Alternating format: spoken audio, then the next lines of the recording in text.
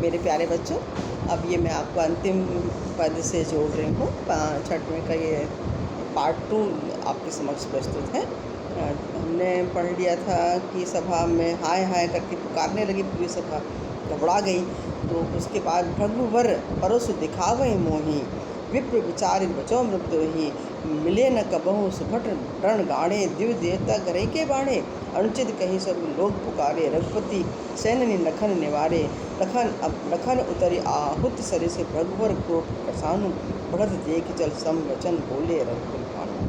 यहाँ पर लखन उतरि आहुति सरिस यहाँ से लेकर बोले रघुकुल भानु, यहाँ तक दोहा चल रहा है। ऊपर से उठा तो चौपाई चल रहा है। ठीक है, तो सुनिए मेरे प्यारे बच्चों, ध्यान से सुनिएगा। अब यहाँ पर लक्ष्मण और परशुराम के बीच संवाद हो रहा है। परशुराम जी अत्यंत क्रोधित हो गए हैं, सभा में आवाज़ होने लगी है, ये अनिष्ट होने के डर से सभा चिल्ला रही है। तो अब भृगुवर परसु दिखावहि मोहि, कौन कह रहा है? लक्ष्मण जी कह रहे हैं। किससे कह रहे हैं? परशुराम से कह रहे हैं। भृगुवंश के हैं ना परशुराम, वर वनश्रेष्ठ होता है। अब व्यंग्यात्मक भाषा में बात करते हैं हमेशा लक्ष्मण जी। भृगुवर परसु दिखावहि मोहि, आप तो जो भृगुकुल के श्रेष्ठ हैं, भृगुवंश के आप श्रेष्ठ हैं, आप बार बार मुझे फरसा दिखा रहे हैं। और बार बार मुझे फरसा दिखाकर आप तो राजाओं के जो दुश्मन हैं, शत्रु हैं, और ऐसा लगता है आप मुझे बचा रहे हैं और मैं आपको बचा रहा हूँ। भृगुवर परसु दिखावहि मोहि, विप्र विचार बचो नृपद्रोही। आप नृपद्रोही कौन है? परशुराम। आप राजाओं के क्षत्रियों के दुश्मन हैं और मैं जो है आपको ब्राह्मण समझकर छोड़ रही हूँ। विप्र माने ब्राह्मण, विप्र विचार बचो, मैं आपको ब्राह्मण समझकर बार बार छोड़ता जा रहा हूँ। आप मुझे छोड़ रहे हैं ऐसा आपको लगता है, और सच्चाई ये है कि मैं आपको ब्राह्मण समझकर आप पर आपका अनिष्ट नहीं कर रहा। मिले न कबहु सुभट रण घारे, रण माने युद्ध। मुझे तो ऐसा लगता है कि आपको कभी कोई बलवान योद्धा मिले ही नहीं है। रणधीर बलवान योद्धा युद्ध में कभी आपको मिले ही नहीं है। हे ब्राह्मण देवता, आप तो घर के ही बड़े हैं। ये भी व्यंग्यात्मक भाषा, आप तो घर के ही बड़े हैं, आप तो घर के ही शेर हैं। यह सुनकर अनुचित है, अनुचित है। जब लक्ष्मण जी ने ऐसा उनको व्यंग किया कि आपको तो लगता है कोई वीर योद्धा कभी रण में मिले ही नहीं, आप तो घर के ही बड़े, द्विज देवता घर ही के बाड़े।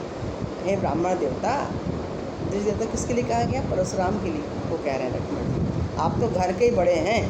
अनुचित कहें सब लोग, उनकी इस बात को सारी सभा कहने लगी, अनुचित है, अनुचित है, लक्ष्मण को ऐसा नहीं कहना चाहिए। रघुपति सैन्य लखन निवारे। जैसे ही ये सब सभा में इस तरह की हलचल मची तो रघुपति श्री राम सैनन मने इशारे से लखन को निवारे, लखन को जो है शांत, निवारे में रोकना, उनको रोक दिया, उनके गुस्से को इशारे से ही उन्होंने रोका।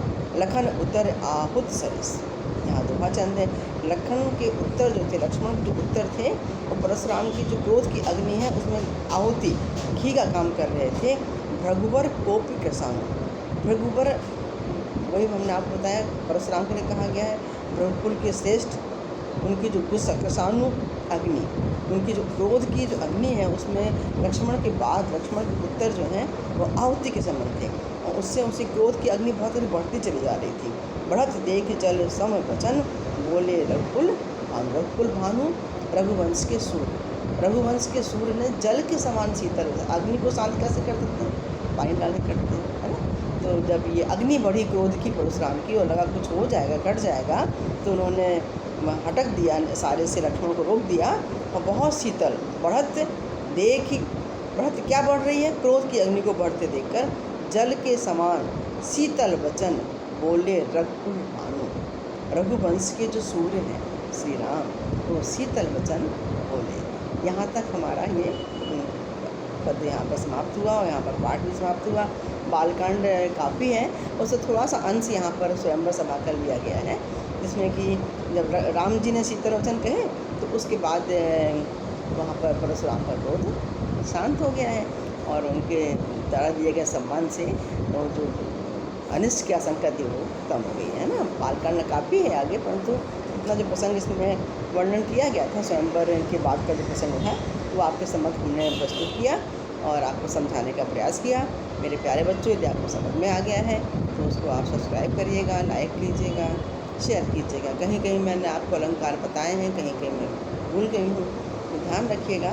रघुकुल भानु रूपक अलंकार है, भृगुवर कोप कृसाणु, उनके गुस्से को कृसाणु कह दिया है, यहाँ भी रूपक अलंकार है। ऊपर जो हमने बताया था अयमय खाड़ वहाँ नियुक्ति अलंकार है। और वीर रस और रौद्र रस आपको समझ में आई होगा। वीरता है यहाँ पर और रौद्र माने क्रोध है, दोनों का यहाँ पर समावेश हुआ है। इस रामचरितमानस के बालकांड से जो लिया गया ये पद था, इसको मैंने आपको समझाने का प्रयास किया। यदि समझ में आया है तो लाइक करें, सब्सक्राइब करें। थैंक यू मेरे प्यारे बच्चों।